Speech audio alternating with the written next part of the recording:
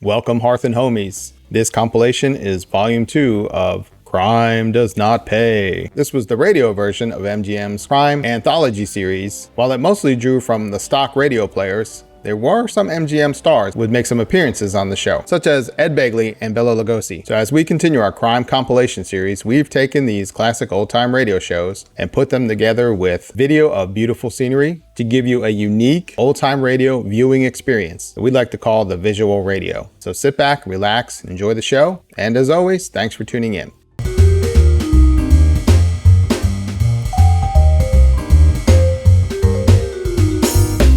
Crime does not pay.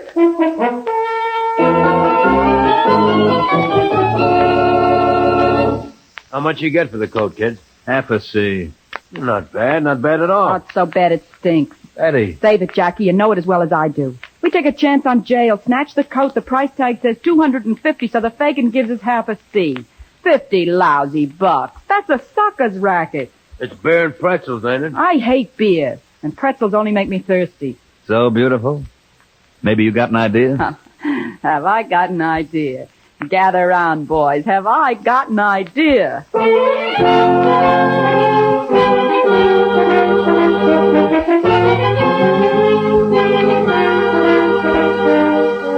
In the interest of good citizenship and law enforcement, we present Crime Does Not Pay, based on the famous Metro-Goldwyn-Mayer series of short subjects. In just a moment, you will hear Clothes Make the Woman, starring Gene Muir.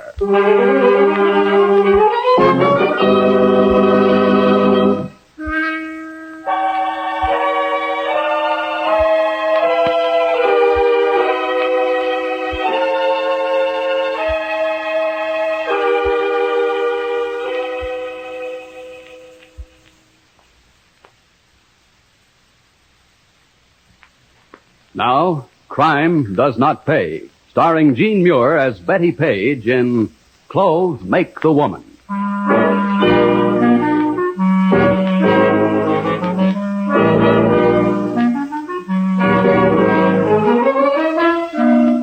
Every year, hundreds of thousands of dollars are lost by department stores, large and small. Lost through the activities of shoplifters. Every store maintains its protective force, its detectives, but still the losses mount. In the end, the thieves are caught. But the stolen goods have passed through the hands of the fences into the possession of perfectly decent citizens who are susceptible to bargains. Betty Page and her boyfriend Jackie Benson worked in this racket. One of their operations was like this. I'd like to see something a little more expensive, miss. Yes, miss. My wife and I don't buy a new winter coat every year, and when we do, maybe you've got something with fur on it. If you'll step this way, please. Thank you. Now, this is our most expensive line of fur trim cloth coats. Oh, they're lovely. Which one should I try on, Jack, dear? Well, I like that blue one with the big fluffy collar. That's a fox collar. Oh, may I put it on, miss? Oh, certainly, madam. Do you like the color, Jack, dear? Looks a little dull. So blue, it's almost black. Well, it won't look like this in daylight, will it, miss? No, it'll be a little lighter. Well, could we see it in daylight, miss? I noticed some windows out near the elevators. I'm afraid I couldn't leave this part of the floor that long. Oh, you wouldn't have to come along. My wife and I'll be right back. Come along, dear.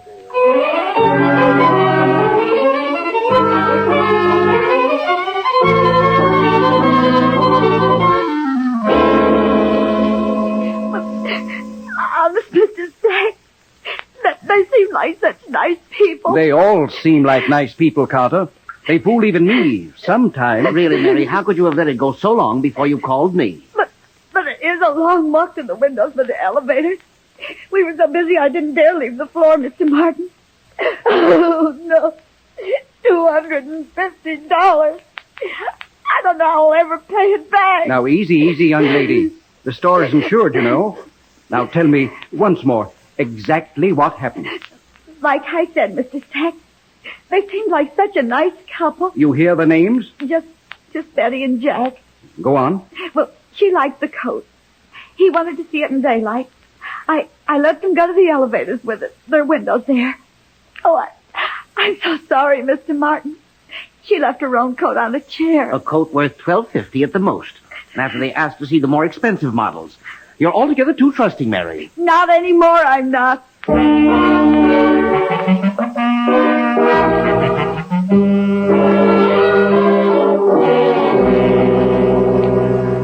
Give you 50. What, on a $250 coat? After we risked our necks to get it? I left my own coat there. My coat cost me $100. You get 50. Oh, now look here, Louis. Now I know why they call you Fagin. Some fence you are. Save it. I gotta get some profit. You didn't do any work. I'm taking risks, ain't I? For risk, a businessman is entitled to a profit. What risk do you take? What will I get out of it? A cloth coat with a piece of fox, $100. So I give you 50, so we come out even. Yeah, and we do the work. Enough talk. 50. Take it or leave it. Jack? Ah, what's the use? Take it, Betty. It's better than nothing.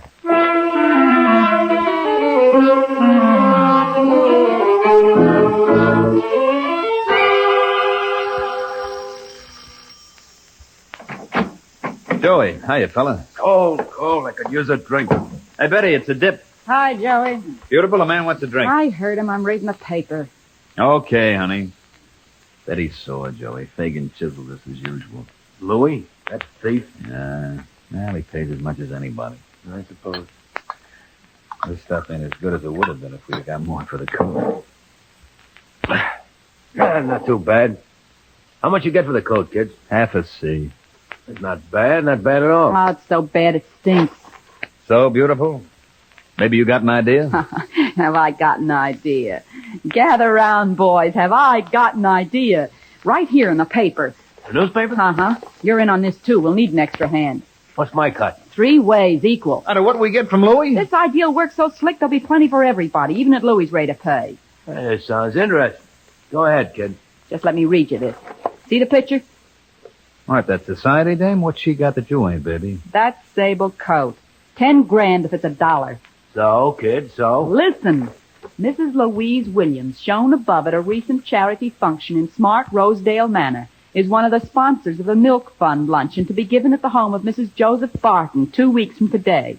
Also present at the forthcoming benefit affair will be Mrs. Barlow Sampson, Miss Josephine Townsend, Mrs. Barton.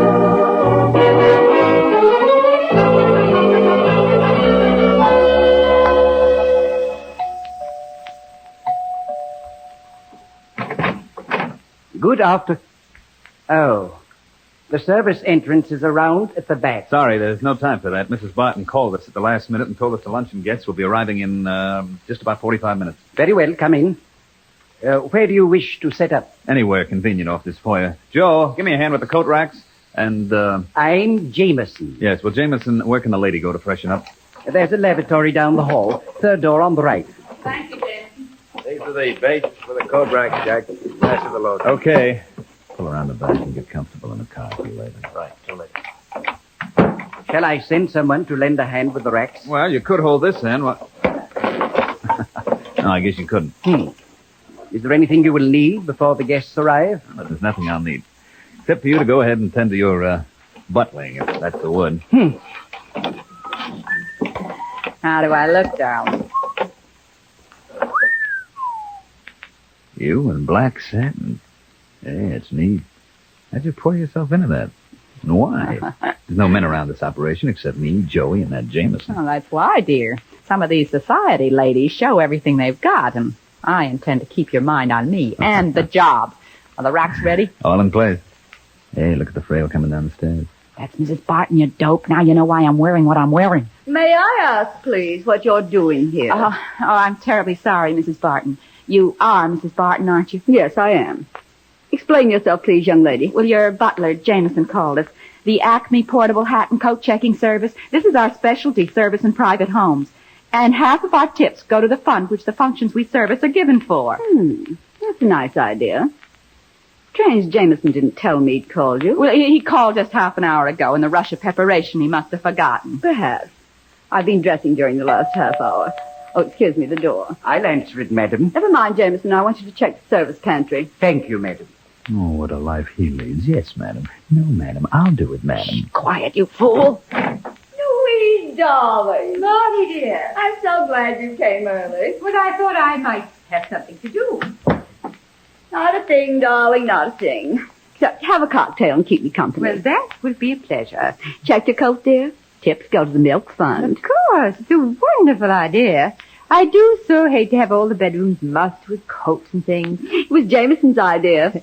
One of these days, I'm going to steal that man right from under your roof. You try, darling, just you try. Oh, no, wait. Just a moment. Let me see that coat on you. Oh, haven't you seen it before? Only in that picture in the Tribune. Oh, it's luscious. Leopold, of course. Oh, thank you, dear. Yes, of course it's Leopold. Could anyone else match skins like these? Here's my coat, young lady. Thank you, ma'am. We'll take care of it for you.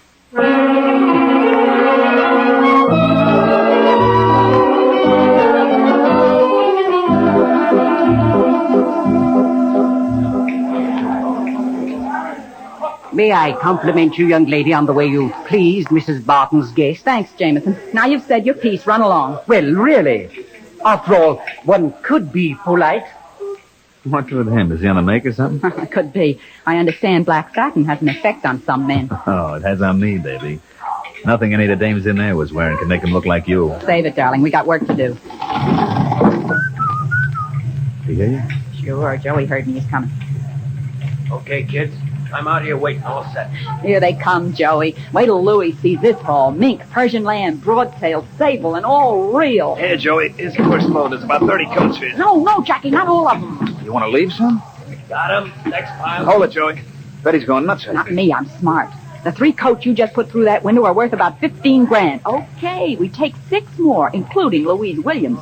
We'll have over 50 grand in the haul. But we leave the rest. So nobody will suspect anything until the women whose coats we took come looking for them. By that time, we'll be miles away. Get it, Jackie?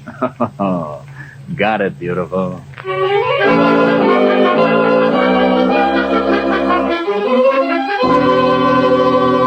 In just a moment, Crime Does Not Pay will continue with Clothes Make the Woman.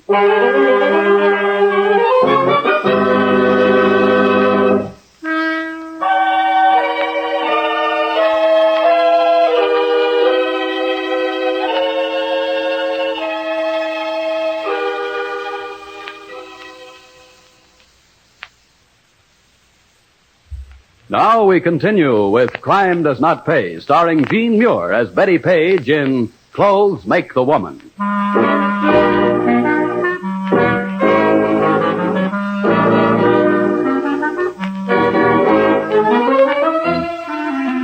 Stolen goods have little value unless there is a market for them.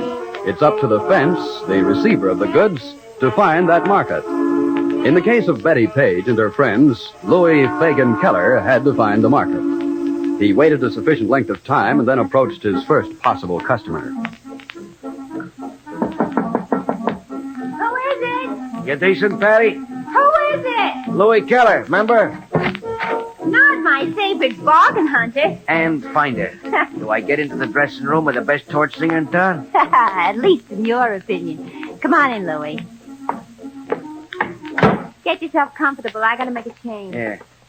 Hey, you're looking wonderful, Patty. Louis, when I come out from behind this screen, you're gonna need another word. That's all. Go with me, Louis. No top, no back, practically no front. And cost an arm and a leg. But not mine. I'll bet on that. Patty, in a market for real bargain? What is it this time, Louis? Height? No. Sables. Yipe. You got it on you? I'm not crazy yet. You don't carry 10 G's worth of sables around like they were silver foxes. Are they hot? Now, you know me better than that, Patty. Do I? Say, how I look? Good enough to eat, and then some.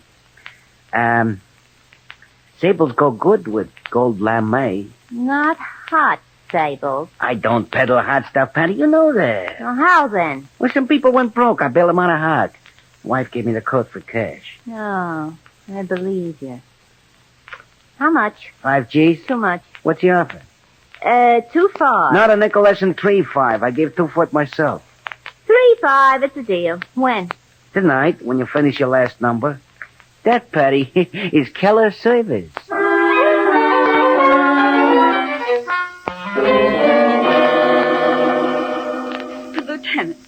We've waited so long. You don't seem to understand. We understand, Mrs. Barton. You called us here when the theft was discovered. We questioned your butler and the other servants.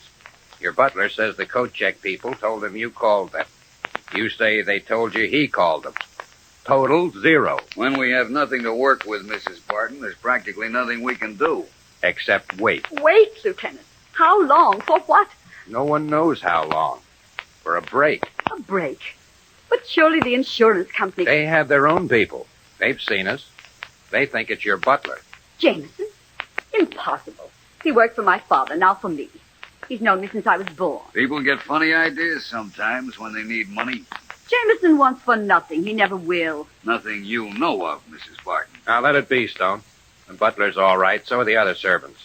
In fact, they're so all right and so used to everything being normal, they were perfect setups for the crowd that pulled this job. Surely, Lieutenant, there must be something you can do. I won't be able to hold up my head. In my house, to have such a thing happen. When the break comes, Mrs. Barton, we'll be ready. But what kind of a break, Lieutenant? Mrs. Barton, 85% of the population of our prisons talk themselves in. We'll get our break with patience.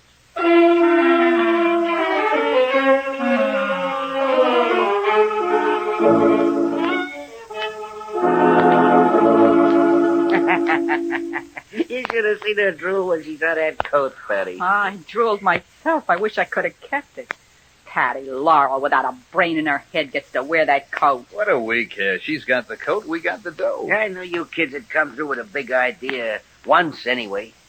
Once? What do you mean by that? Well, you can't pull a stunt like that again. Oh, can't we? Now, look, Betty, let's not take chances. We pulled down 15 grand on that deal and no income tax. Shut up and listen. Okay. Aren't you riding high, kid? Never mind that, Fagin. Get this. There hasn't been a word in the papers about the Barton job. Not one word. How they hate to be taking, that kind of people. But okay, that means nobody's talking. So for the next job, we pick a spot a few miles from Rosedale, and nobody'll be wise. Smart. Smart as a whip. But not too soon. There's no sense taking chances when we don't have to. What scared you, darling? Dick Davis. Who's he? You remember, don't you, the party Joey threw to celebrate our haul? What, that little one with a squint? That's him. Best second story man I ever did business with. Yeah, well, he's in a tank. What? Yesterday. Went back to a neighborhood too soon. Picked him up, caught him on a Oh, job. so he pulled a boner. And he had a piece on him. Armed robbery, 20 years. Poor Jake. His own fault for getting caught. They won't take me that way. See what I've got, boys. Eddie, where'd you get that piece? It's a souvenir, a war souvenir, 25 caliber, a lady's gun. Fellow I bought it from says it packs a terrific punch. That's no good, kid. You lose it someplace. If we do another job, don't carry it. Not carry it. Now, boys, you know everything's going on these days. A girl wouldn't think of wearing her minks unless she had some protection.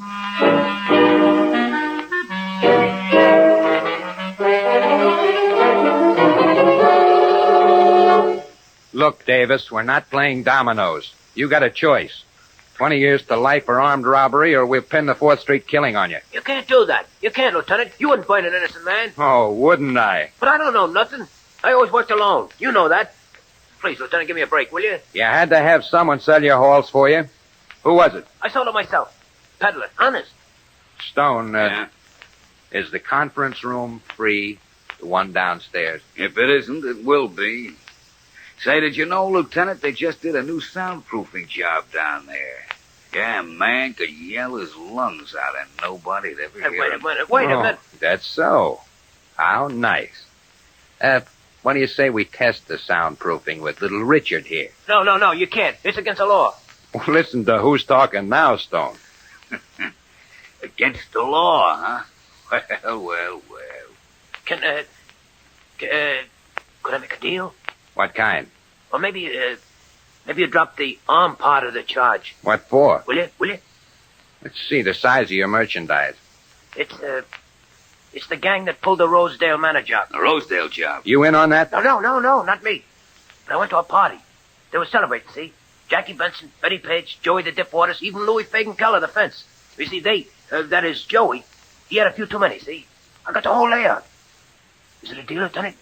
Is it?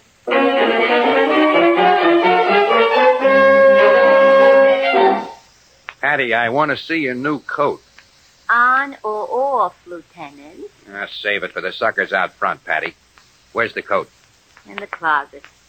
And I paid good, honest money for that coat. Yeah, sure. The money was honest, but how about the man who sold it to you? How about Louis Keller? This it? Yeah, that's it. What are you doing? Hey, stop it! You're ruining the coat. You got no right Shut to up, do it. Patty. But This is stolen goods, and you know it. See. Yeah. Here's the furrier's code mark. The what? Furrier's code on the skins under the lining. Good as fingerprints. You don't mind if I borrow your sables for a few days, do you, Patty? I'll give you a receipt.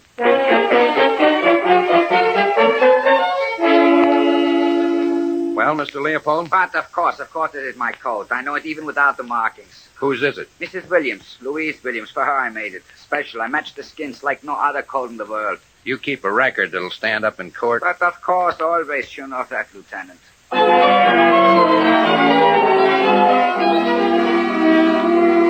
Yes, Mrs. Barton, we got our break. We found Mrs. Williams' coat. Oh, Louise will be delighted. No more than I am, Lieutenant. I'm sure you are. Now then, Mrs. Barton, we'll get all the coats back if you'll cooperate with us. What can I do? You have a lot of friends, Mrs. Barton. Do you think one of them would go so far as to arrange a benefit affair like yours? Say, someone who lives about 10 miles away from you, Mrs. Barton?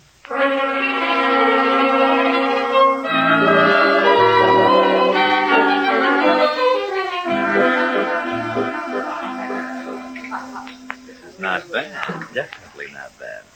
How much do you suppose this one's worth, Betty? Not much, about 3 G's. They're better ones. Where's Joey? You whistled for him 5 minutes ago. It's a different layout here. What's eating you? I don't know. I just don't like the feeling around here. For the love of Mike, the girl's getting sensitive. Sensitive. Didn't you notice who's here? Where's Joey? He'll be along in a minute. Who's here? Mrs. Barton and the Williams dame. Oh, so that's why you ducked behind the racks and let me check him. They'd remember a woman. All right, it's all right. They didn't see you. There's Joey. Start picking, kid. Here they come. Okay, Betty. Here's 3 for a while. I'll get some more. Right. Now watch it, Joe.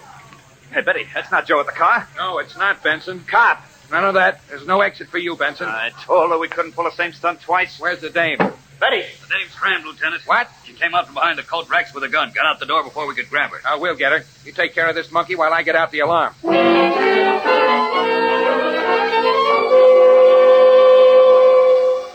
loading at Gate 3, westbound flight 301 for St. Louis, Albuquerque, and Los Angeles. Now loading at Gate 3. Hey, you had a good hunch, Stone. Restroom covered? Inside and out, Lieutenant. Check. Let's go. Pardon me, miss. You're Betty Page, aren't you? Sorry. I'm afraid you made a mistake. I'm not the Yes, you are. The young man over there says so. His name is Jack Benson. Jack Benson? A full of filthy rotten. Oh, no, you can't blame a man for finding his way out of a long-term rap. I Now, can can blame a man for anything. Got a gun, Lieutenant. Drop it. Dirty, rotten, stoolie! Ladies, don't play with guns. Not around me, anyway. You didn't have to break my wrist. You didn't have to. Yeah, I wouldn't worry about that. It'll have plenty of time to heal where you're going.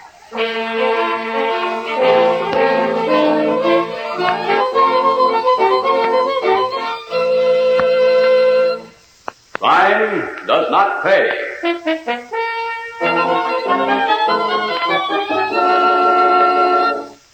Jean Muir, who was starred as Betty Page in Clothes Make the Woman, will be back with you in just a moment.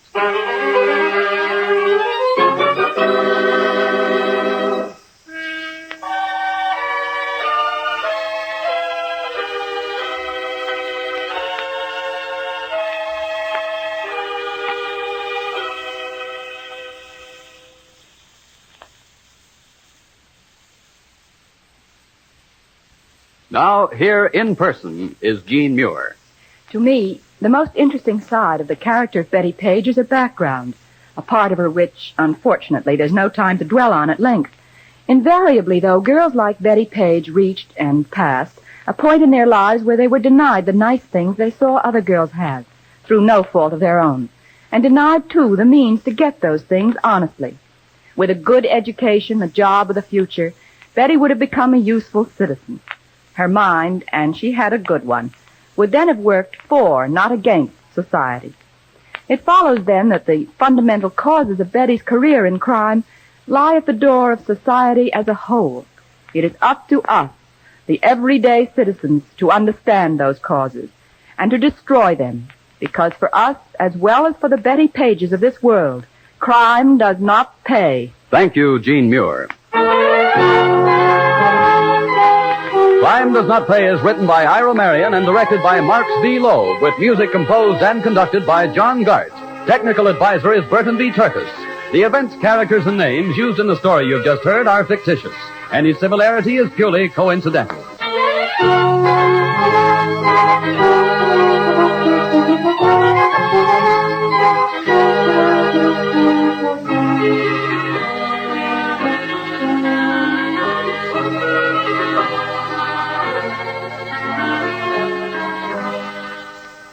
Crime Does Not Pay.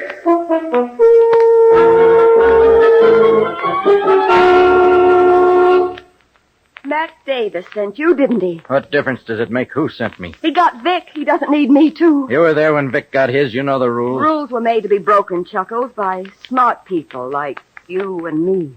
Orders, baby. I was told to find you and take care of you. I found you. Then why don't you put a period on it there? You don't think I'd be better looking dead than alive?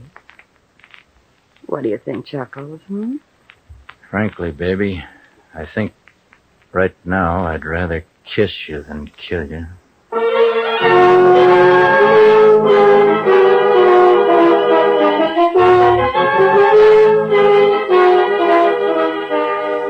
In the interest of good citizenship and law enforcement, we present Crime Does Not Pay, based on the famous Metro-Goldwyn-Mayer series of short subjects. In just a moment, you will hear Law of the Jungle, starring Alan Baxter.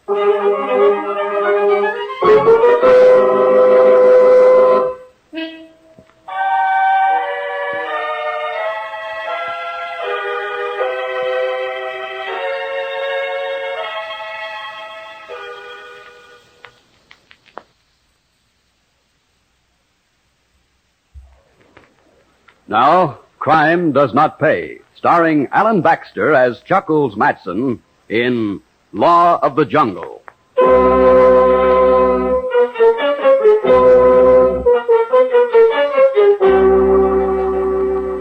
The word organization implies a set of rules. The laws of organized crime may be summed up in one phrase: obey or die. The law of the jungle. The policemen of organized crime are the trigger men, like Corey Taylor and Bantam Smith. Corey and Bantam were engaged one evening in the performance of their job, at which they were experts.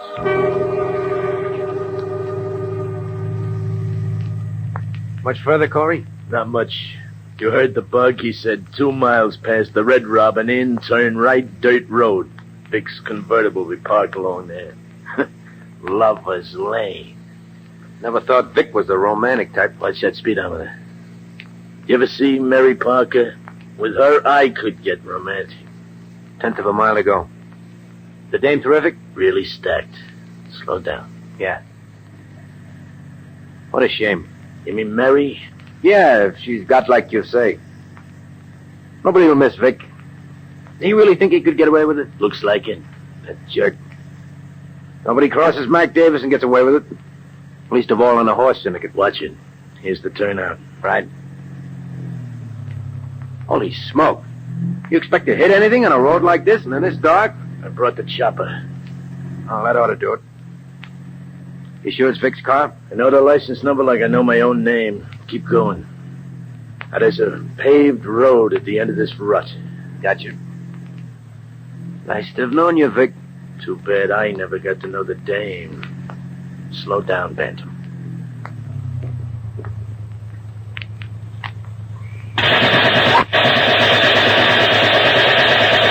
Let's go, Bantam.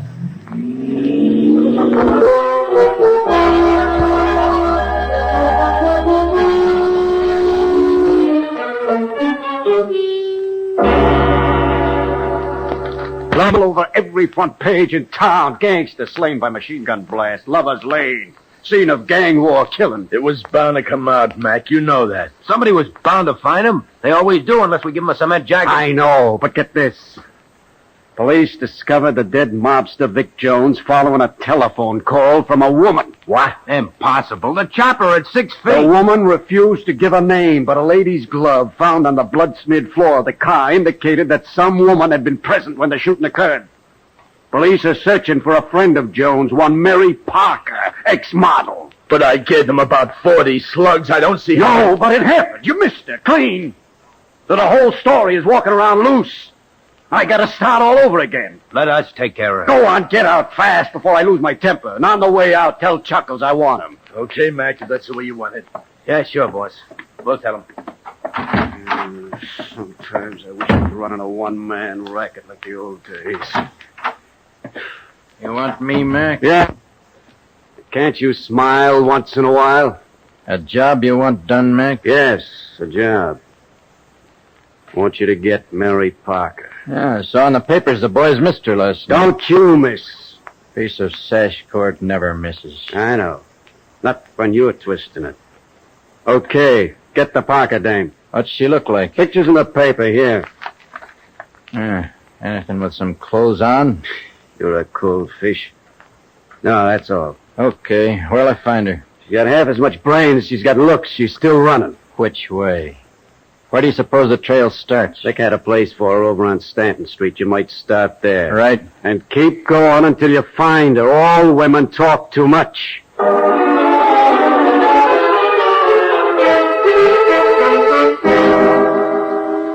5 if you speak up. Where is she? How do I know? I clean a hall, make a fire, polish a brass, fix fuse. I don't know nothing. Come on, Miss Parker. Where is she? Okay, if I know, I'll tell you. When did you see her last? 2, 3 days ago. She called downstairs on the telephone. I come up, fix a washer in the kitchen sink. You know any of her friends? Man? Or woman? Miss Parker, I have a friend, Miss Foster, in 3B. Here's a 5. Why didn't you say so in the first place? You got no right in here, and I'm not talking. I don't know you. I'm here, and you're talking, Miss Josie Foster. Where'd you get my name? You forget it's on the bell? Now talk, Josie. Where's Mary? I haven't heard from her since... Since her boyfriend got his. Okay, now where is she? I don't know, I tell you. More of the same, or do you talk now? I don't know where she is. I don't know. Give me a chance, will you? Vic had a place out near Thomasville. She probably went there, if any place.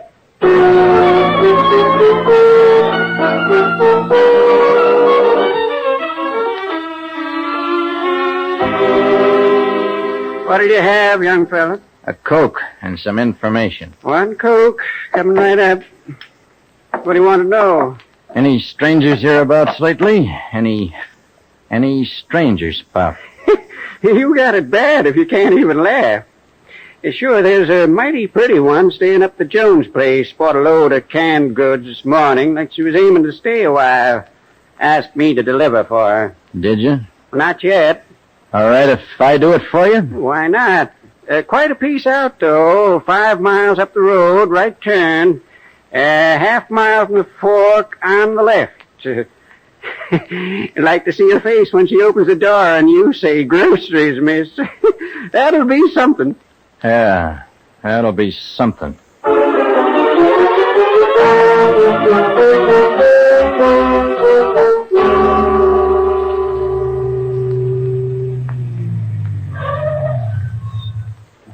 Mama don't want no peas, no rice, no coconut oil.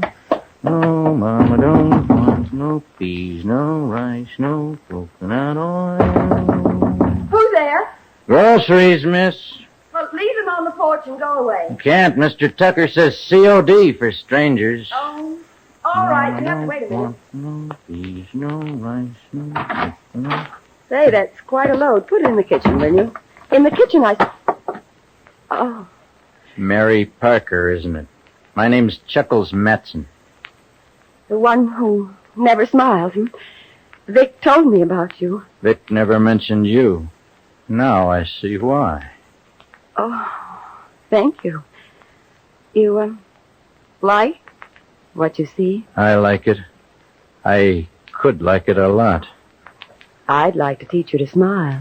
Sorry, baby, no dice.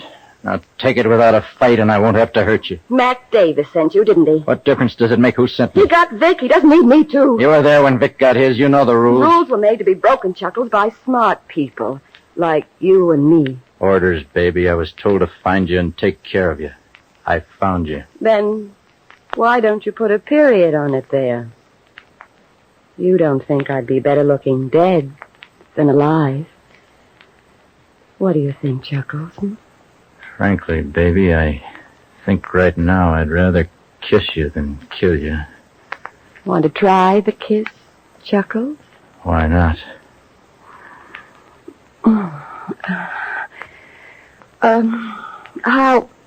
How did you find me, Chuckles? What difference does it make, Mary? I found you.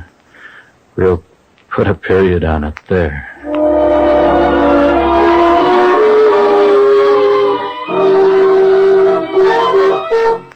So you found her, Chuckles? Yeah, I found her. Everything taken care of? No, not yet. Chuckles, I sent you out on a job. I know you did. Nothing to worry about. You didn't take care of her. That wasn't the time or the place. You going soft, Chuckles? Me? Not in your life, Mac. Then why? I traced her through a dame named Josie Foster. I know her. One of Vic's ex-boys taking care of her. And through a wise guy of a storekeeper. The trail's a mile wide. Okay, so what? So, when the time comes and the place... How long? I gotta get her confidence so I can take her off someplace in the car and dump her. That's all. And meantime? Meantime, nothing. She'll talk. You can't be with her all the time. Maybe that's what I intend to do, Mac. Be with her all the time. Until her time is up.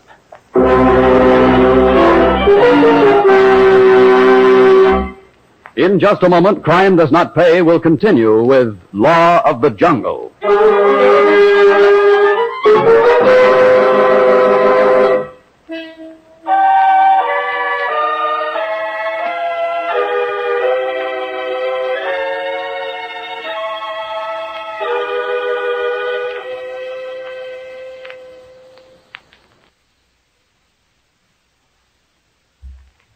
Now we continue with Crime Does Not Pay, starring Alan Baxter as Chuckles Matson in Law of the Jungle.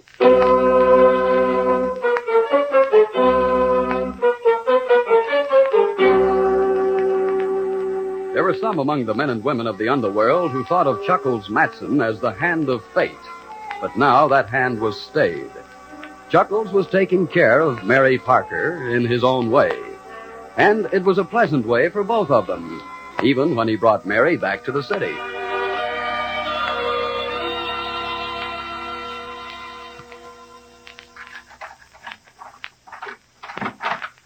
This is it, baby. This is what, darling? Your place. Oh, Like it? Like it? Oh, Chuckles, it's just beautiful.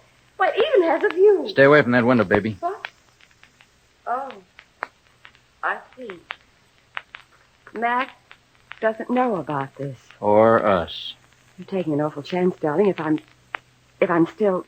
Yes, you are. You'll always be. You know that. Oh, Chuckles, I'm scared.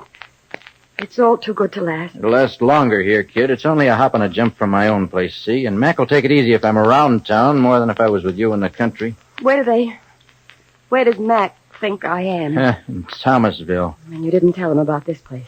Nobody knows about this place, baby, except you and me. It's ours. Nobody muscles in here. You know, I think that's the closest to a proposal you've ever come.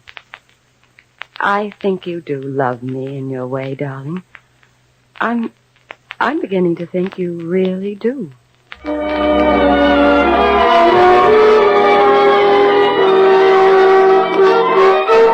Okay, so you got the dame under control. What I want to know is, when does she go under the ground? She'll go, Max, she'll go. I don't like this monkeying around, Chuckles. I'm not playing games. That's just the trouble. It's written all over you. You're falling for the dame. Not me. When I find out what I want to find out, kaput. When you find out what? Where Vic Jones stashed his take. She knows? Of course she does. Show me a dame who don't know where her boyfriend has his dough. Well, Why'd you say so? You never asked me. Chuckles, you find out where Vic unloaded a pile he stole from me, and I'll split with you 50-50. It's a deal. Only it'll take time. Why should it, Chuckles? You're stalling. I'm beginning to think you don't want to pickle that thing. Now, wait a minute. Okay, boy, but time's running out. It's not only Mary Parker who's getting awful close to a finish.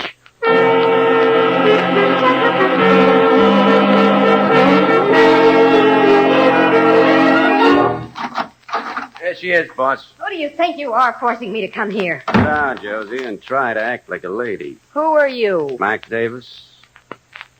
The boss. Hear that, Bantam? The lady knows me. Are all your gorillas bums like this one? Shut up. Quiet, Bantam. What's wrong, Miss Foster? Well, if he'd have told me who he worked for, I'd have come a lot easier. I've been wanting to see you. Remember that the next time I send you for a lady, Bantam. I will, boss. Now then, Miss Foster, I wanted to see you. You wanted to see me. A good start. I think we'll get along. What has been on your mind?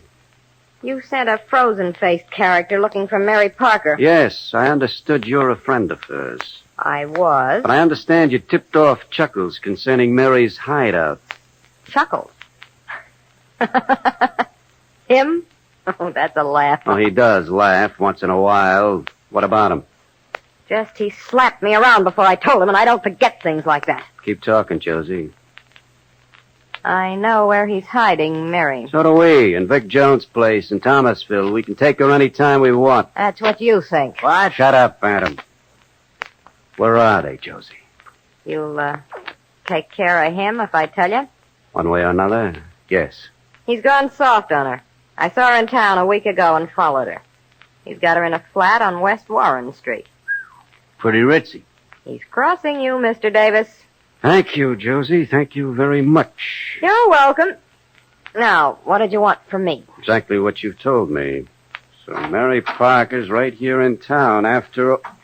What if she is, Mac? I told you why. Yes, but not where. Has Fredo been spilling her alleged mind? Next time you won't be so free with your fists, Mr. Chuckles Matson. There must be For nothing. the last time, Chuckles, take care of Mary Parker. I told you, Mac, I'll do it after she tells me. Stop it. Vic had no kick. His boys split it after we took care of Vic. I've known that for months.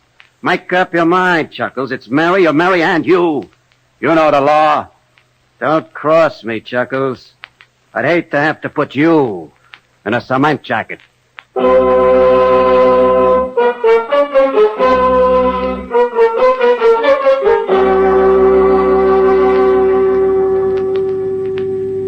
Like the country this time of year, Mary? If a city girl can like the country at any time, then I do. Ah, good. Of course, the company might have something to do with it. Oh, thanks. Anything wrong, Chuckles? No, nothing. Why? Oh, I don't know. You haven't been like this since the first time we saw each other. Mac give you an assignment? Yeah, Couldn't you quit the racket, Chuckles? you know better than that. We could just keep on driving. They'd never find us. I found you. Well, are you sorry, darling? You think I am? No, I guess not. Then you guess right. Any reason to stop, Chuckles? Just the view. The view at this time of night? Oh, why not? There's a moon and a city down below.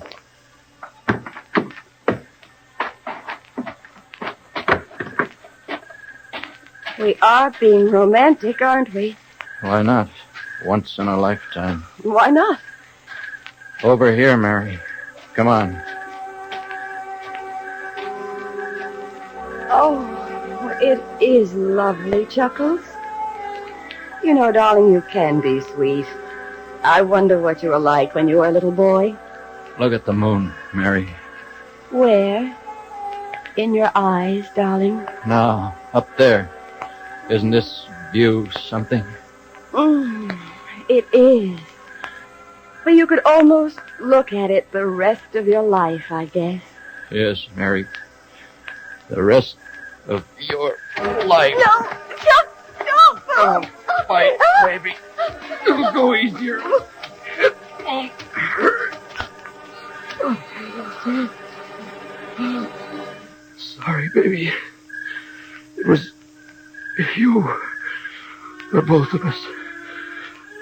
I'll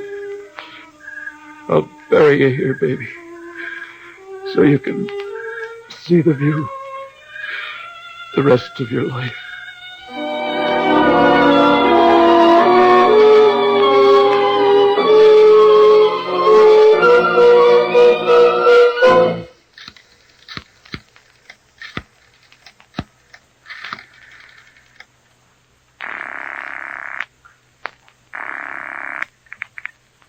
Yes? Mac, Yes? it's all taken care of. Got the straight dope, Chuckles? Yeah, straight. Nobody will find her. Good boy. Where are you? Warren Street, the apartment. I'll see you, Mac. Quiet. Too quiet. I can't take it, Mary. Why did you do it, Chuckles? Why? Hey, who's that? No one's here. No one's here but me. Why, Chuckles? We were happy here. Happy? Why did you do it, Chuckles? What's going on? Am I nuts or something? You're dead. I buried you. You're dead. I buried you myself on the hill.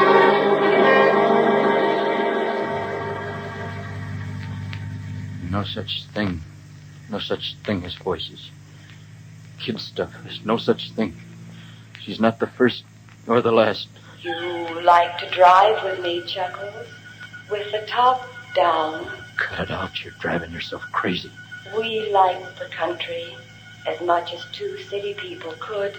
Leave me We like alone. the view. Cut it out. Get hold of yourself, Matson. She's dead and done with. Dead and done with.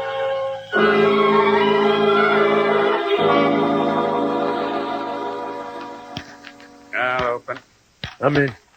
I'll go along for the ride, Chuckles. Me too. Anybody raise? How many, Mac? Give me 3. Look at them, Chuckles. Are they worth what you did to me? Are they? 3 for me. I'll take 2. Look at Mac. Just a racketeer. With all his money.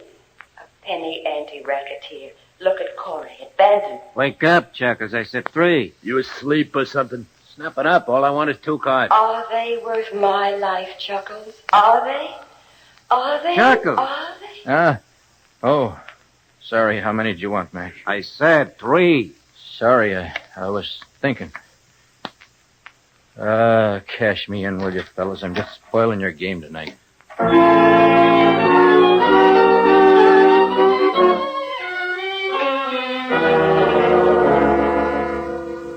I want to talk, Lieutenant. Look, Matson, are you crazy enough to expect me to believe that you'd walk in here and hand me the Davis gang on a silver platter? I gotta live with myself, Lieutenant. You got a conscience suddenly? Yeah, maybe I have. Look, I've been on the force 15 years. Consciences just don't grow on characters like you. I still want to talk. I gotta live with myself. How long do you expect to? Live, that is, after you do talk to me. I don't know. Not very long. Well, far be it from me to look a gift horse in the teeth. Let's have it. Well, what do you want first? The Vic Jones deal? That was Corey Taylor and Bantam Smith. I heard Davis give the order. I saw him drive off and come back. When they missed the girl, the girl, Davis gave that job to me. And you did it, huh? Yeah, I did. Buddy? You won't dig it up. Got to. Why not? Because she's got a view where I put her, Lieutenant. Oh, I know you're nuts. A view. For a call? I'm not nuts. You gotta believe me. You gotta. The DA will send me to the booby hatch if I come to him with this. All right. Do what you want. Only get Davis and Taylor and Smith and the rest of them. I'll show you where everything is. I'll give you the whole thing. You gotta believe me. Then you can fry me anything you want. Only you gotta get them. You gotta. I can't see them walking around alive. I can't. So you got conscience, did you, Matson? You know, maybe the best punishment we could dream up for you would be to just let you live.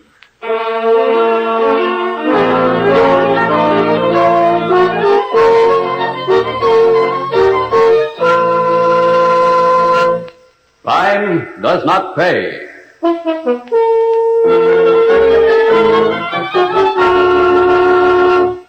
Alan Baxter, who was starred as Chuckles Matson in Law of the Jungle, will be back with you in just a moment.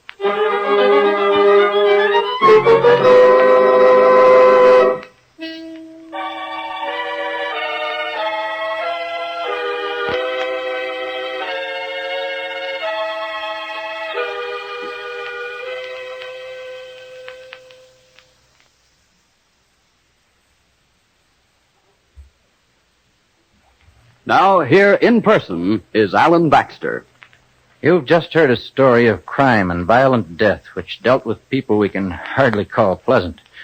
Yet the counterparts of these people exist in everyday life and will continue to exist until the profit is taken out of their way of life, the life which obeys only its own law, the law of the jungle, kill or be killed.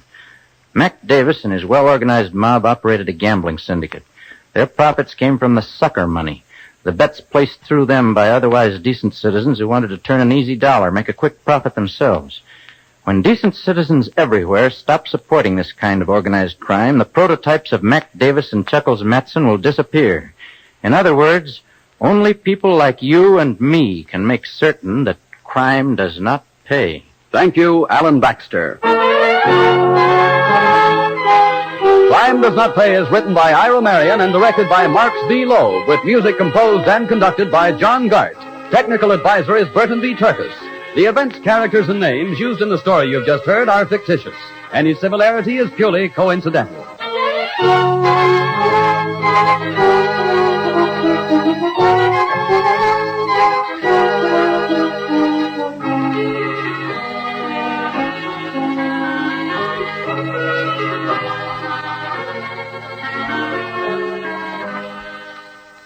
Crime Does Not Pay.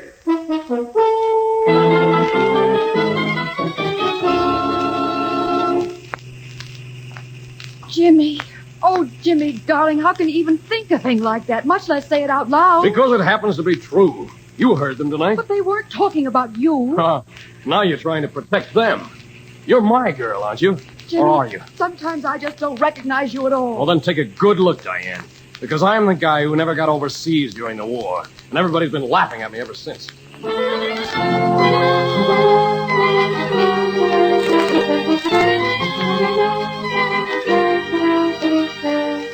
In the interest of good citizenship and law enforcement, we present Crime Does Not Pay, based on the famous Metro-Goldwyn-Mayer series of short subjects. In just a moment, you will hear For He's a Jolly Good Fellow, starring John Beale.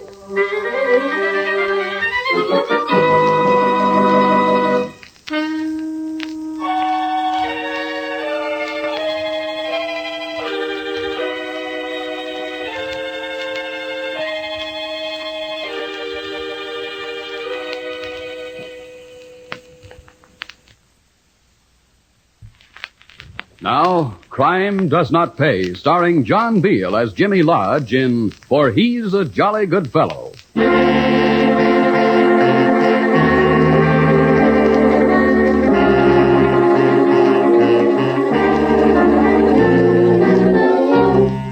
What makes someone murder? There aren't many motives, and this crime is committed much more often by amateurs than by professionals. Perhaps that's because there is so little profit in murder. Man or woman raises his hand against his fellow over love, greed, revenge. In the case of Jimmy Lodge, it was revenge. Revenge for a fancied injury. Actually, Jimmy had the kind of life everyone envies. Plenty of money, good looks, education, and a lovely girl to whom he was to be married. Typical of Jimmy's life was one evening at the country club. It was spring. No one had a care in the world. I couldn't say the same thing anyway. Jimmy, I think this is the best Saturday night ever. Yeah, well, I'm glad, darling. Diane, dear, have you and Jimmy set the date yet? Well, not yet, but soon, Anne. Very soon. Yeah, as a matter of fact, we're keeping it a secret, but very soon. You think I want to wind up a bachelor president of this club like Martin here? Hey, young fella, what's wrong with that? Oh, nothing, I guess. Only Diane will be a lot prettier to have around than that solemn-faced housekeeper of yours, Mrs. Krakauer. He's got you there, old man. Hey, that's my favorite. Our favorite, Di. Are we dancing, darling? Oh, no, I feel too good to dance. I'm going to sing. Atta boy, Jimmy. Give out for us, will you? Sure thing. I'll be back in a couple of minutes, Di. Enjoy yourself, darling. Hey, guys. Mind if I take a chorus?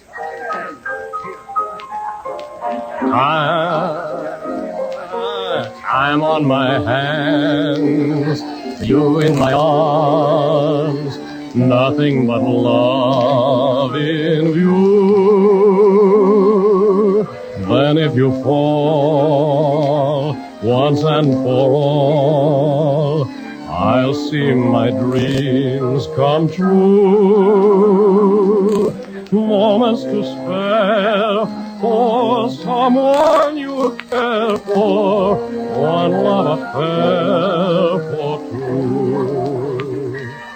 With time on my hands and you in my arms and love in my heart, all for you.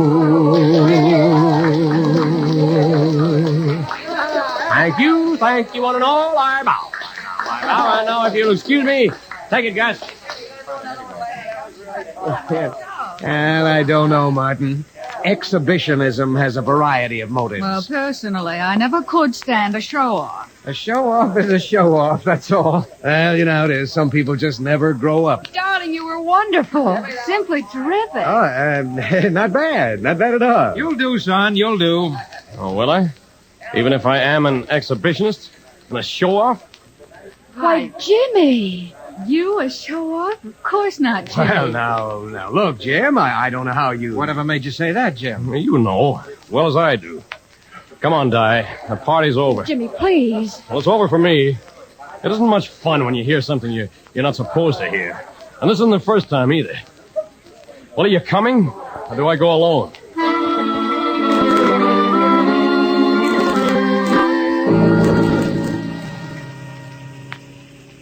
Jimmy, where you got this idea, I'd like to know. Oh, he's a jolly good fellow, which nobody can deny. Yeah, except everybody does, behind my back. Jimmy.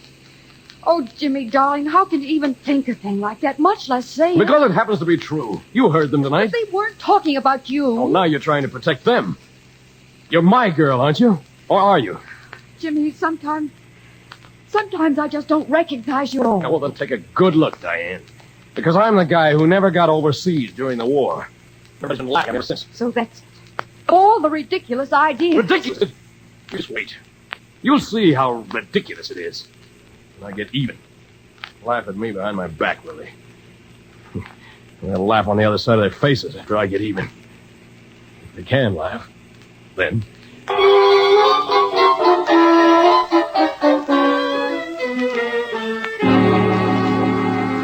Next, please. I'm next, I guess. Yes, sir. You have a box available? Here's your application. Now, fill it out, pay the fee, and I'll give you your key. Thank you. Pen and ink at the desk, sir. Post office pens. Well, here goes nothing. Name, Jack Lyons. 3343 West 63rd Street. City. State. Fee paid. Purpose. Purpose. Would they be surprised if I wrote down purpose? Murder.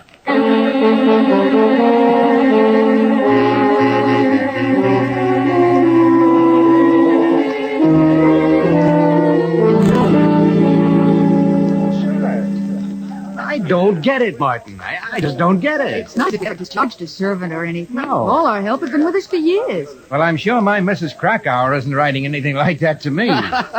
Oh, it's some crank or other. Let's forget it and have fun. Sure. Well, I think you'd be scared. Oh, now don't you worry too, Diane. Martin's right. It's some crank who was kept out of the club or something. Hello, everybody. Oh, hello, Jimmy. Hi. Jim.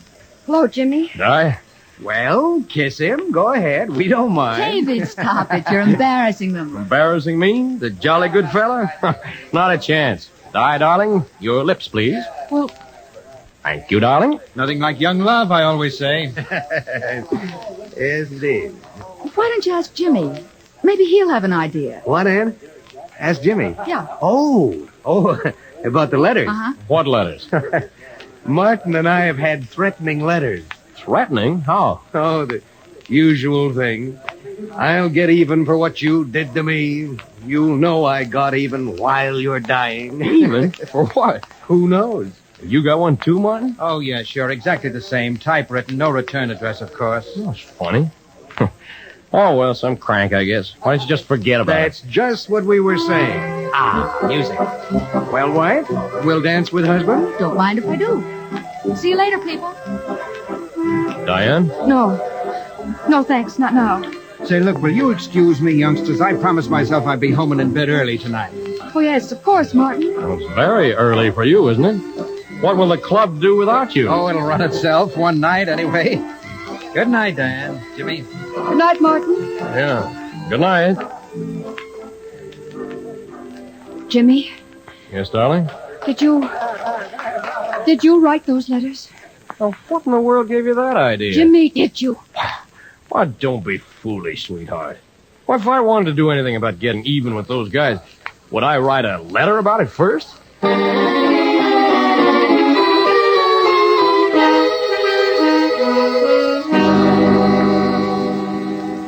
You're home early, Mr. Prendergast. Yes, I am, Mrs. Krakauer, and I'm going right up to bed. Yes, sir. I'll go to my room too, sir. I have a small headache. Taking anything? No, sir. I thought maybe an aspirin just before I get into bed. Oh, well, we'll do better than that. There's that package that came for me this morning, that headache powder sample. You know where it is, Mrs. K?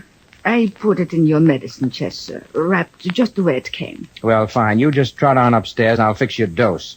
I hear that's pretty wonderful stuff. It's been nationally advertised. Have you right as rain in the morning.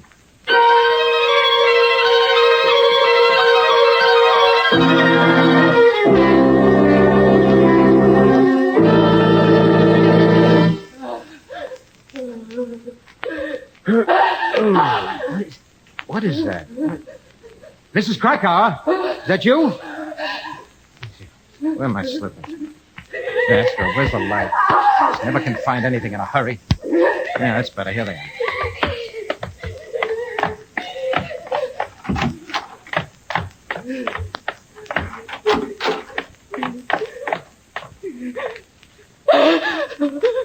Mr.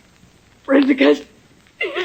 Mr. Prendergast. Miss Krakauer, what's the matter? My feet. My feet. Well, Mrs. Gordon, what in the name of heaven is the matter? They itch so. I can't stand it. Something's stabbing my stomach. My stomach. Doctor, please. Yes.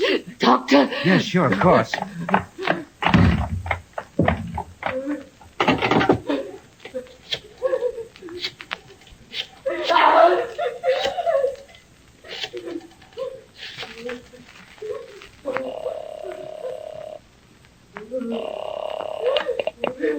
Hello? Dr. Rudolph, Yes, Rudolph here. this is Martin Prendergast. Can you come over here right away? 2 in the morning. Is it serious? Well, it seems to be. It's my housekeeper. It's quite sudden. She's in terrible pain and complains of itching feet. I don't understand. Oh, I'll be right over. Try to give an emetic at once. I'll be there as quickly as I can.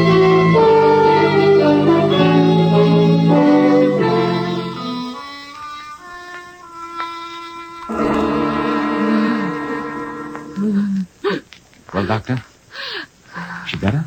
I've done everything possible, Prendergast. Well, then she is better. She's dead. Why, I can't believe it. Well, you'll have to. It's a fact.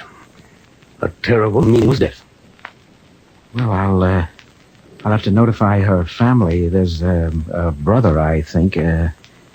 You'll attend to the details for me, Doctor, will you please? Details? Well, I mean like the death certificate.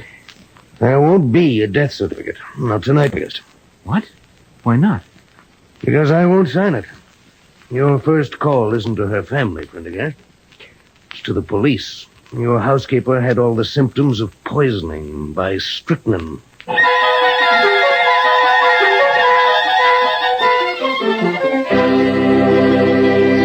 In just a moment, Crime Does Not Pay will continue with For He's a Jolly Good Fellow.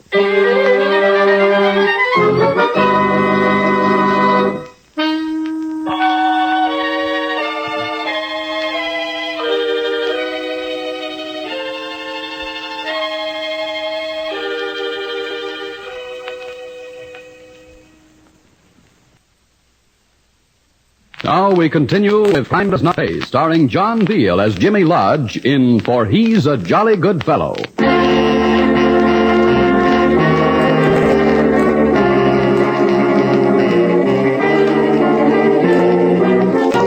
Martin Prendergast obeyed Dr. Rudolph automatically. He called the police and then Mrs. Krakauer's brother.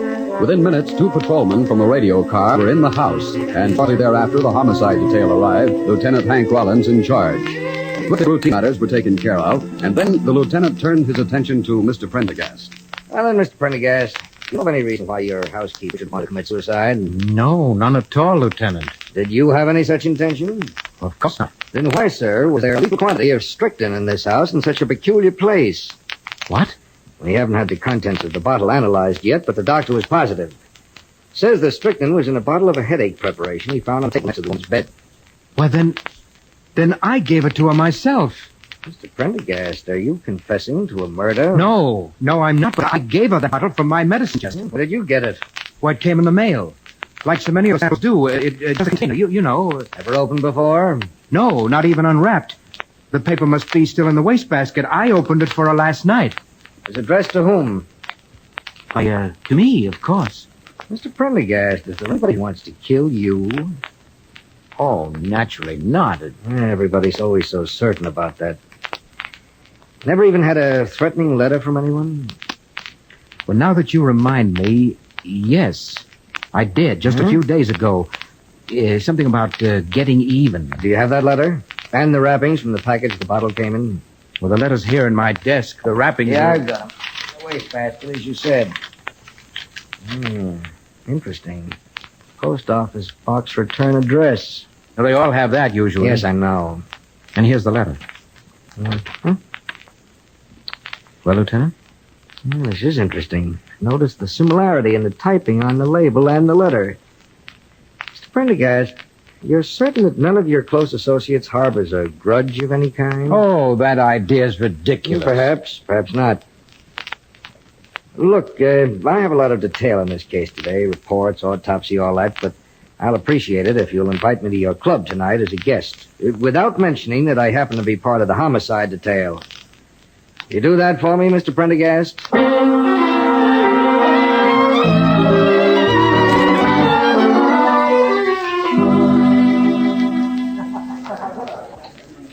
Diane, this is Hank Rollins, a friend of mine from out of town. Hank, Diane Lawson. How do you do, Mr. Rollins? How do you do? And Jimmy Lodge, Hank Rollins. Lodge? I know you, Mr. Rollins. You look tired, Martin. Well, I am. I wouldn't have come here if it weren't for Hank. Well, you took off early enough last night.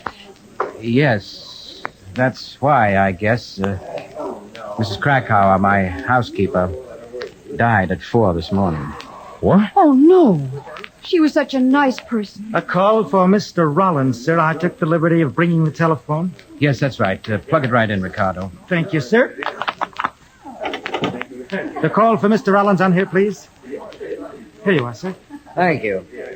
This is Rollins. I see. Yeah, I understand. Doctor thought I should be called, huh? Very well, we'll be right over. Think we'd better go, Prendergast. Go where? Your friend David Maxwell is dead. Poisoned. Strychnine. Let's go over there, shall we?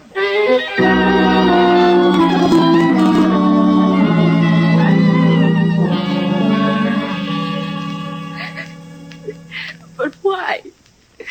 Why my David, Lieutenant? That's one of the things we've got to find out, Mrs. Maxwell. Just one of the things. And strychnine, cyanide at least as merciful. This conversation isn't helping Anne any, I'm sure. Oh, if it'll help catch the devil who killed David. We'll get her, Mrs. Maxwell.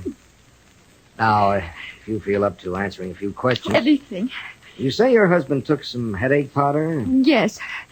A sample. What? It came in the mail yesterday morning. In the mail? Well, why did... Martin, you didn't get some, too. He did, Mrs. Maxwell. Tell me, did you get a threatening letter also? Yes, you'll find it over I have it here. And the wrapping from the bottle. Well, that's just like mine. Yes, isn't it? Same post office box. Even the same typing. Notice the open part of the E clogged with dirt. The I is out of line. The A has no top. Yeah. Well, one thing is clear. The same person tried to get you both. He missed you, Mr. Prendergast. I'd be careful if I were you from now on until we catch this murderer.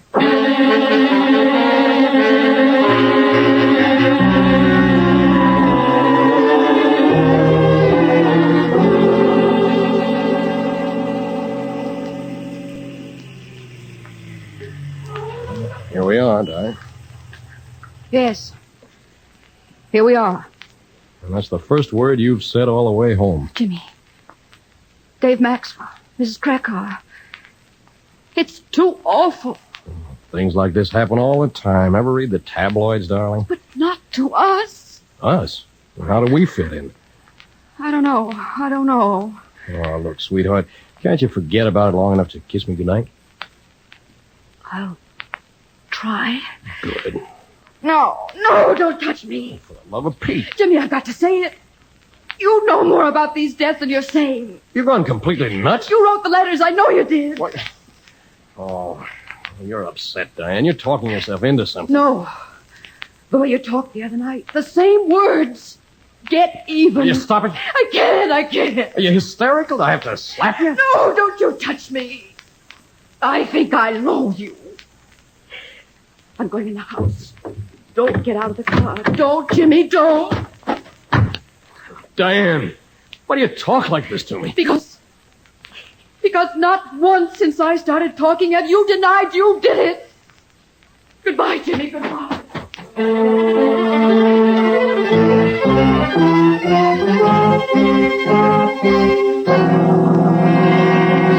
You're making a grave charge, Miss Lawson. I know. Well, have you any evidence? Only what I told you. Conversation in an automobile when you both have had a few drinks. That's not evidence, Lawson. Any smart lawyer would destroy the cross-examination. I know. But I know Jimmy did it. Maybe he's pretended. He knows I know. Maybe I'm the next.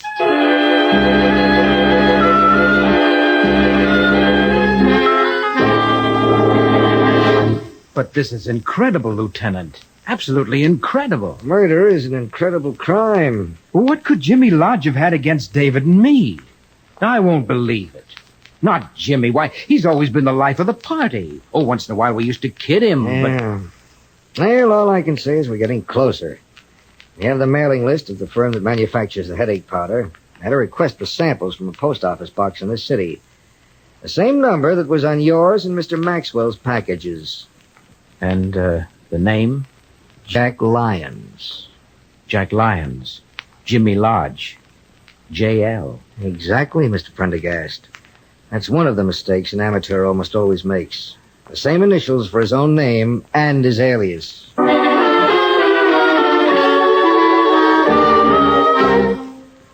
I know you see a lot of people every day, Mr. Andrews, but this Lyons rented this box from you. You think you'd know him again? Yes, sir. I think I would. Yeah, why? Well, he spoiled 3 application blanks, Lieutenant. He made that blank into the space to be filled in for purpose.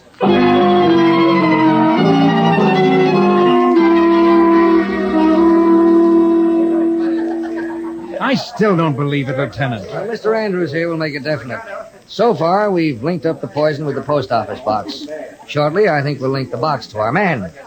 I'm positive his typewriter will be the one the notes were written on, and you'll probably find his prints among those on the notes and the bottles. Not nervous, are you, Andrews? No, sir.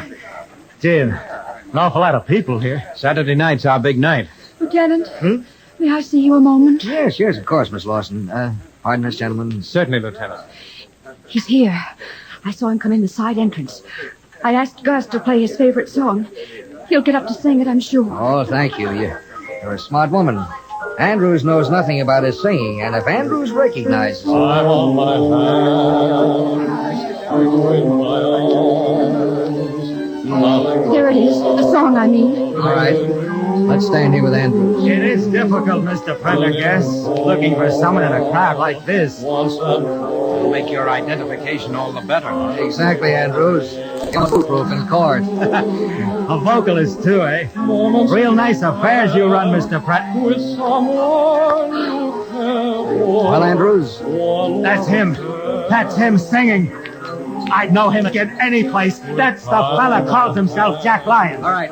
Stay here, all of you. I'll get him. No. I'm coming too. Diane, come back here. Pardon me. I beg your pardon. I beg your pardon. Pardon me, please. All right, Miss Lewis. Just be quiet. All right. Pardon me. Just stay with me.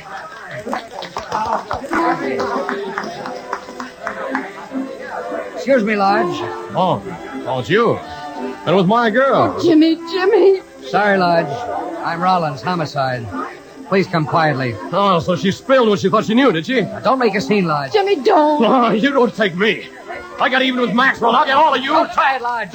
You can't shoot in a crowd like this. You can't... The window behind the orchestra. The window. It's all right, Miss Lawson. I'm in a hustle around the house.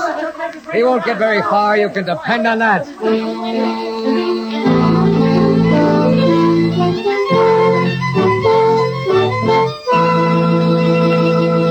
Crime does not pay.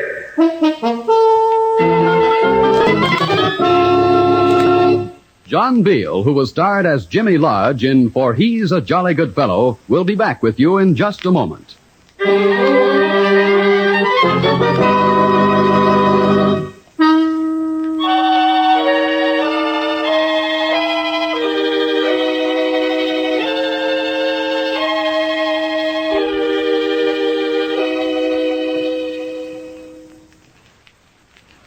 Now, here in person is John Beale.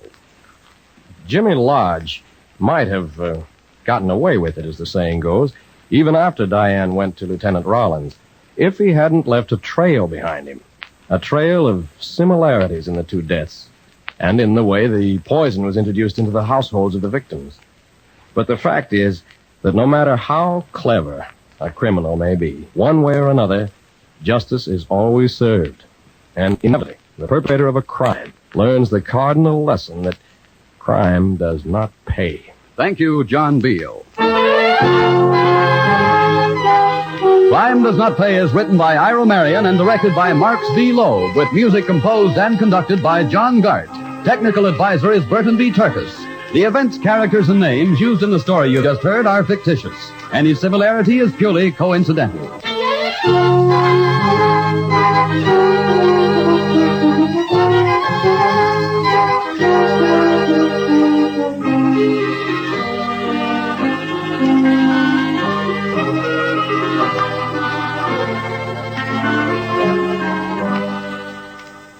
Crime does not pay.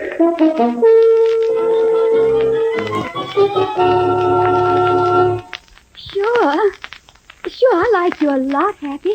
I like the way you laugh all the time, too. Yeah? I like to laugh. I have fun. Lots of it. I don't think your kind of fun is nice fun, though, Happy. What gave you that idea, baby? It's your eyes, Happy. You don't laugh in your eyes. You'll get used to me, baby. You'll have to. On account of you saw me in Cottonmouth with the rifle, see? But you said it was for hunting. Sure it was for hunting, sugar. You don't think that jerk across the street just dropped dead, do you? From lead poisoning, maybe?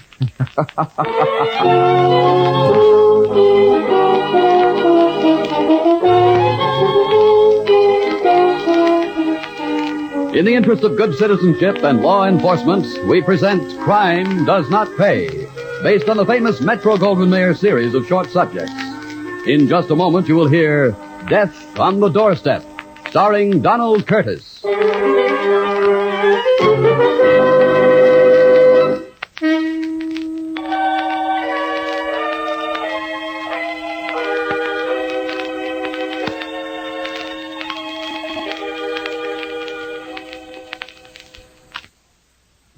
Now, Crime Does Not Pay, starring Donald Curtis as Happy Dick Davis in Death on the Doorstep. The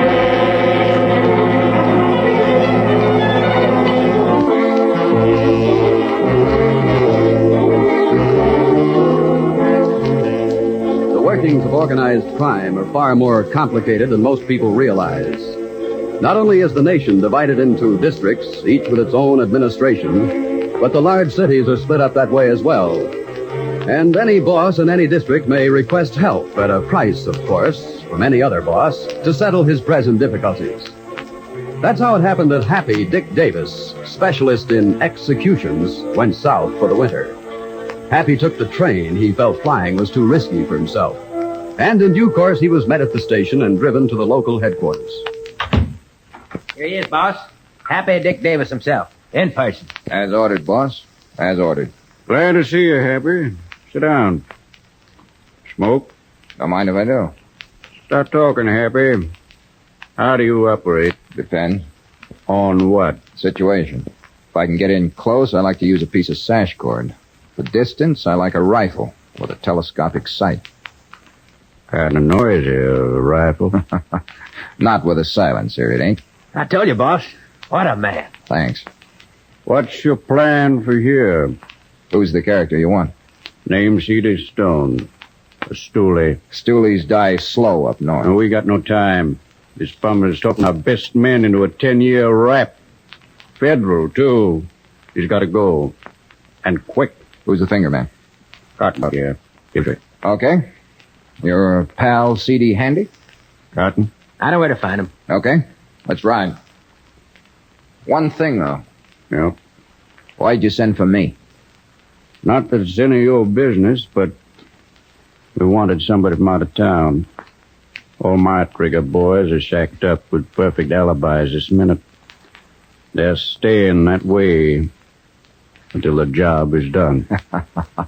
Telephone him, boss. Tell them they can come out of the woodwork tonight.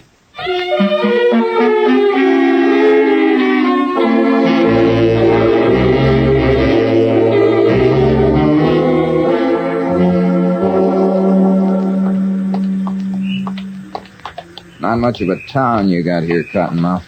We do all right. 40,000 folks. 13 schools, 4 movies, 2 libraries, and 87 churches.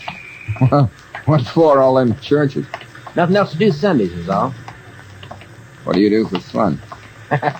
We'll show you when the job's done. It ain't gonna get done walking the streets like this. C.D. hangs out in a couple of these pool rooms. He'll be out along soon. Oh.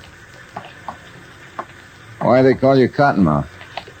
The cottonmouth is the snake with the most poison in the swamps around here. Take it for yourself. I get it. Look, if I'm supposed to do this job alone, are you going to tag along after we find this jerk? Yep. What for? Boss's orders. Why? He said you laugh too much. You guys don't trust nobody, do you? Nope. Uh-huh. What about your alibi? Airtight. She'll swear on a stack I was with her. She'll wish it was true. Tomorrow night.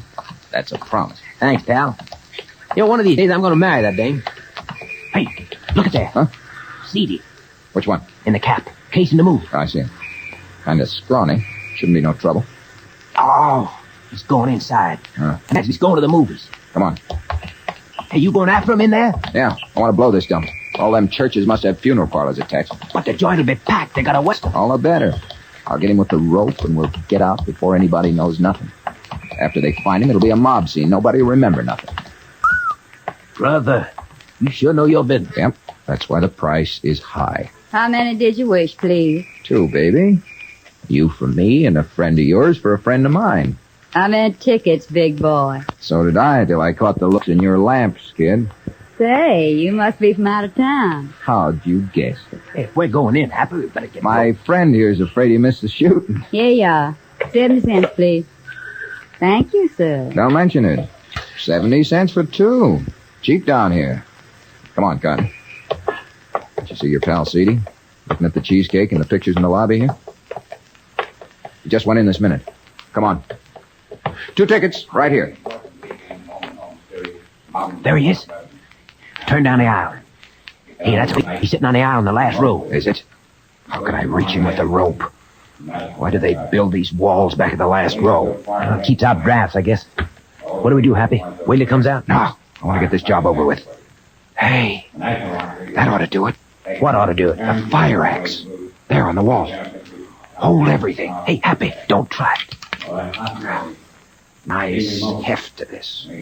One clunk and boom. Happy, if you miss. I ain't gonna miss. Now watch this.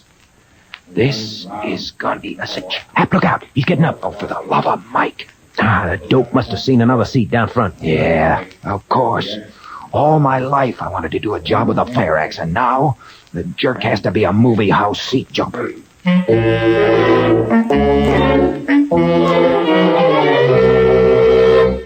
Oh, you didn't get him. This time. Right. First time I ever had anything like that happen to me. This job must be a hoodoo. Could happen to anybody, Hap. You work out of this world. You don't miss a trick. But I'll miss my train if I keep shooting the breeze. Train? What train, my friend? Next train, north. Sorry, boss. I paid good money for this job. You'll get a refund. My outfit guarantees delivery or your money back. I told you I wanted this thing taken care of now. CD's got to be put away. Not by me. By you. Any ideas on how? I have.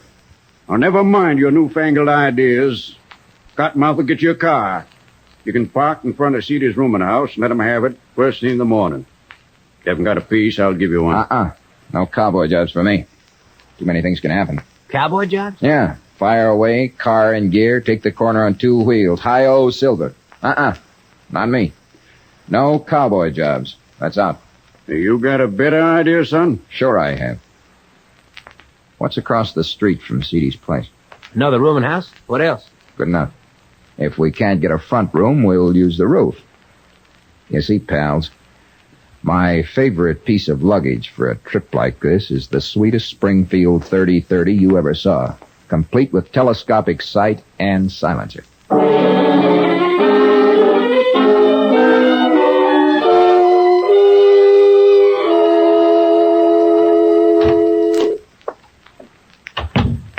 Hello, Mr. Davis. Hiya, kid. My name's Selma.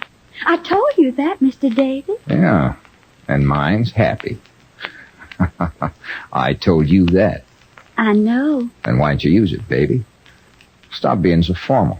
My ma always told me to call a man friend Mister. It's more polite. Didn't your mother ever tell you about coming into a fella's room by yourself and closing the door? Ma tells me about that every day. But you're not just a roomer, Happy. You're from New York. Come here, baby. How old are you, Selma, baby? 21. Why? Well, because, kid, it's a rule up where I come from that you always ask the landlady's daughter her age before you kiss her. Like this. Oh, Happy. I'm so happy. That's me, kid. Yeah, happy makes 'em happy, coast to coast. You know, kid, this is about the best layout I ever volunteered for. Volunteered for? Didn't I tell you? The firm I work for always gives us salesmen a chance to volunteer for a tough territory to show how good we are. We make good, we get a bonus. I usually volunteer, and sister, you ought to see my bank account. Well, if you're a salesman, why do you stay here all day and play with that rifle? Just waiting for my customers. And, thought maybe I'd get a little hunting in. Oh, it's late for the season now. I like to case the, explore territory, that is. Give us another kiss, baby. Ma says I should always watch my step. Oh, she does, huh? What's that funny thing on the end of your rifle? Oh, that's a recoil absorber, like they had on the tank guns during the war. Saves my shoulder from the recoil. That must be a mighty powerful rifle, Happy. Tell me about rabbits and maybe a deer. Oh, beg your pardon, miss. Oh, that's pretty all right. How are you, Mr. Jackson? Happy to see you so soon. Selma, this is the customer I was telling you about. Oh, well, excuse me. Ma'll be wondering anyhow. Happy to know you, Mr. Jackson. Same here, miss. Who's the dame? Landlady's daughter. Well, what's cooking? He'll be out in a minute. Was up on his landing. Heard him tell his wife he needed cigarettes, so I came right over. Great. Now, the windowsill makes a perfect rest for the rifle. Where do you want me, Happy? On my left, behind. Where you can see, but you won't get in my way. Okay here? Okay. Perfect. The telescope puts that doorway right in this room. That him? No, not yet. Huh? That's him, Happy. That's his last cigarette he's lighting. Like the top sergeant says, squeeze the trigger. Out of this world happy. Beautiful. Boy, ain't a silence or something? Yep, clean. Right between the eyes. Come on, Cottonmouth. Let's blow. The back way. This neighborhood ain't gonna be healthy for us in about 10 minutes.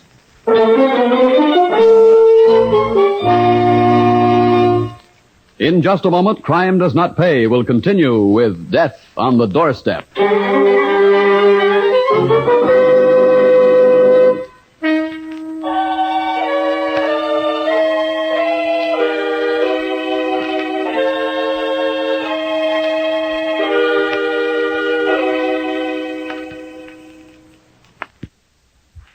Now we continue with Crime Does Not Pay, starring Donald Curtis as Happy Davis in Death on the Doorstep. A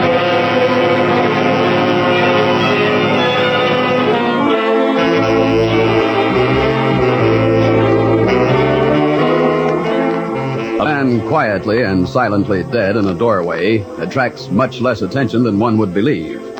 Happy Davis knew this and took full advantage of it.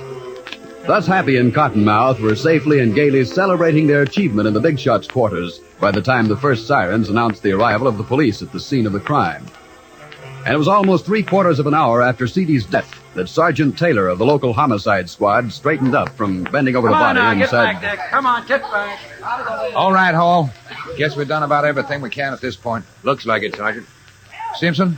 Yes, sir? You got good, clean prints from the body? Yes, sir, but there's no doubt of it. He's C.D. Stone, all right. Another stoolie they caught up with. There are plenty more where C.D. came from, but we can't let him get away with this.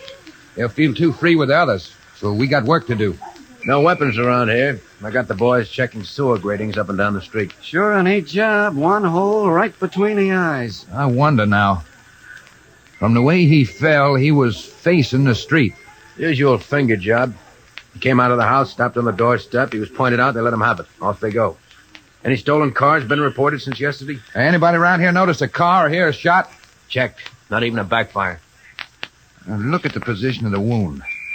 Above the bridge of the nose. Yeah. Now, how'd they get him there? If they fired from street level, while he was standing here, 4 steps up. Maybe from the side. No, not a chance. Directly from in front. So, they walked up to him first. No. Give me a hand here. Lift him up. Okay. Yeah, that. Now face him out toward the street. This way? Yeah. Now, you see what I mean? The angle was down. He was shot from above. Airplanes now? Okay, put him down. Let the meat wagon have it. I think we're going visiting. Across the street.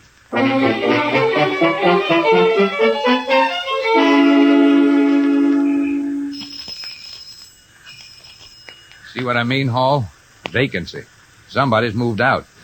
Yes, sir. Your sign says vacancy. Yes, sir. You the landlady? No, sir, my mother is. She's out. Can we see the room? Well, it's just a double. Only 2 of us need it, miss. My friend Simpson here has a place to stay. All right, you can come in. It's the 3rd floor front. 3rd floor front. This room been vacant long? No, sir, just about an hour. Not even cleaned up yet. Hey, what a break. Oh, that won't bother us. You notice the excitement across the street, miss? No, I didn't. I got so mad the fellas had the room. They left a week's rent on the bureau and beat it. Didn't even say goodbye. Anything happened?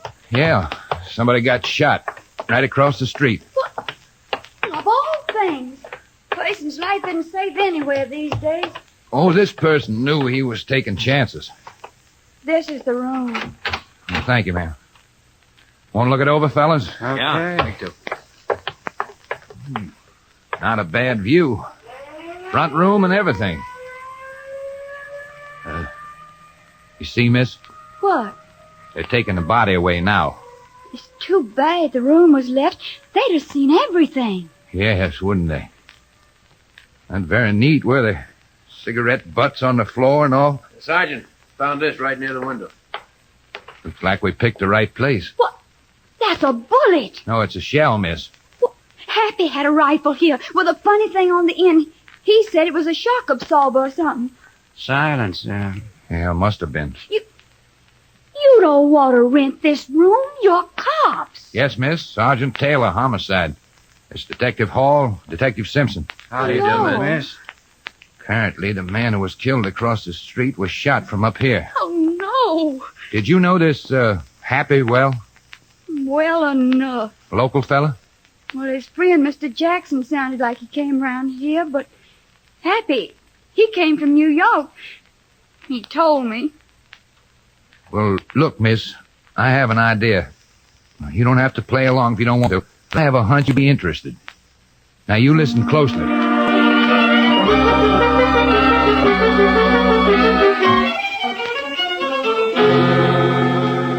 You couldn't know how neat it was. CD stops on the stoop. See, that's a cigarette. That's all. Right between the eyes. Sure you got away clean? Clean as a whistle. Good. Back perfect.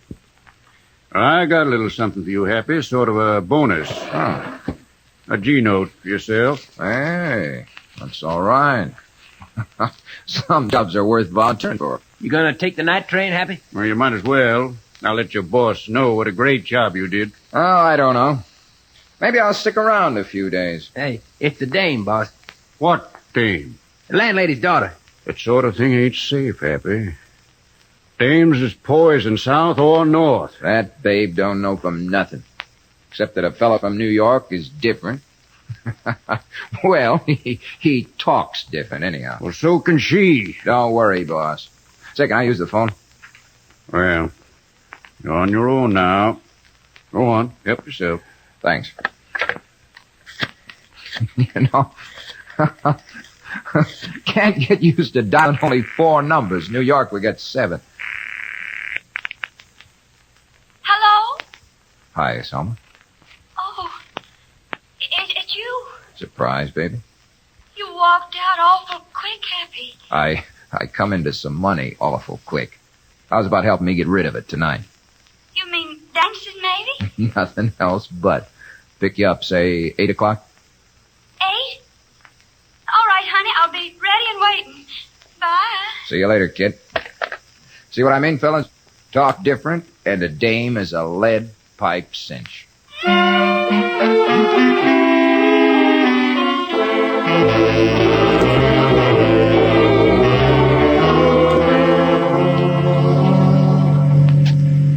This sure is a smooth car, Happy. So big.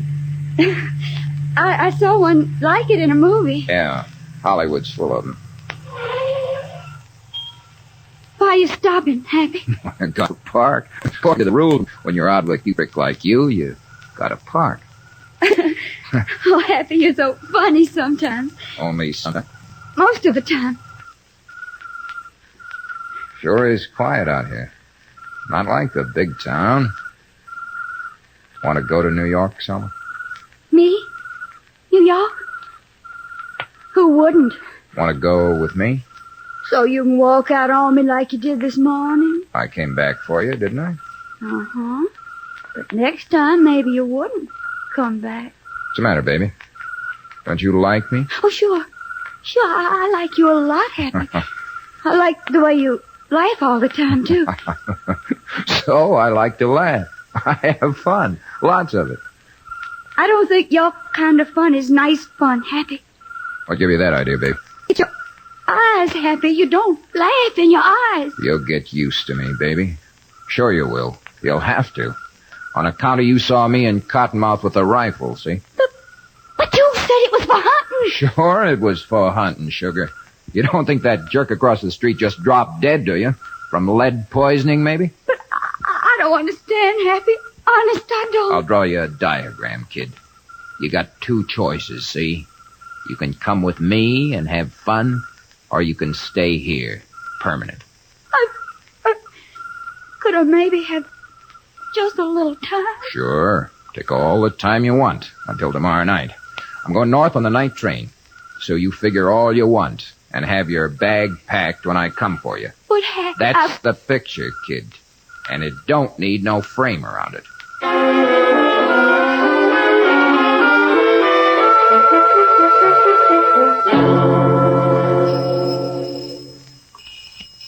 Just a minute.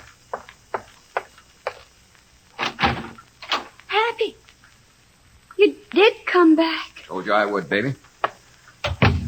Ready for the big town, sugar? Well, I'll come on in the parlor, will you, Happy? Okay, kid. Only make it snappy. We got 40 minutes to the train. You ought to be darn glad you're getting away from the rubber plants and the doilies, sister. Happy, I just don't know. That is, I'm not going with you. You nuts or something? I'm staying here. That's the way you want it, huh? Well, I can't leave my mother alone. Happy! What's the matter, baby? It's only a piece of sash cord. I know. You want to stay here? Okay, you stay.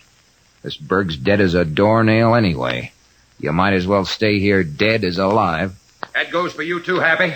Take him, man. What is it? Hey, take your hands off me. You ain't got nothing on me. Stand still. Shut up. You heard him, Davis. And you'll hear plenty before we're through. I want a mouthpiece. You can't hold me. Oh, can't we? I think we can. What charge, Flatfoot? What charge? Keep a civil tongue in your head. You're charged with plenty.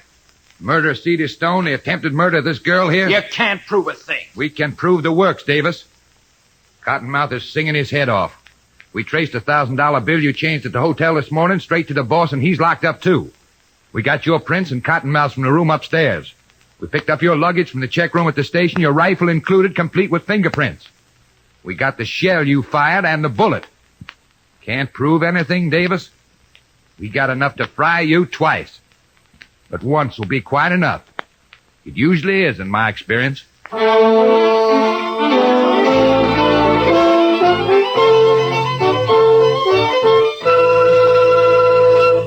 Crime does not pay.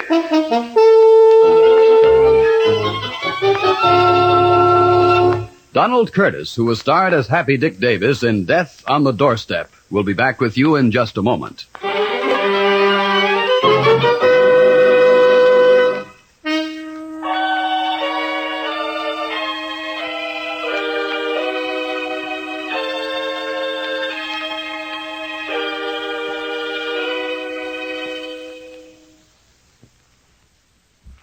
Now, here in person is Donald Curtis. It's apparent to my thinking, and as we have demonstrated, that even cool calculating killers like Happy Davis are on a long run. But that run doesn't have to be long. It can be cut very short by courage and clear thinking of everyday citizens. Once they realize that organized crime feeds only on the indolence and carelessness of people like you and me. Think that through, and you'll understand that in our hands rests final proof that crime does not pay. Thank you, Curtis. Crime Does Not Pay is written by Ira Marion and directed by Marks B. Loeb, with music composed and conducted by John Gart. Technical advisor is Burton B. Turkis. The events, characters, and names used in the story you've just heard are fictitious. Any similarity is purely coincidental.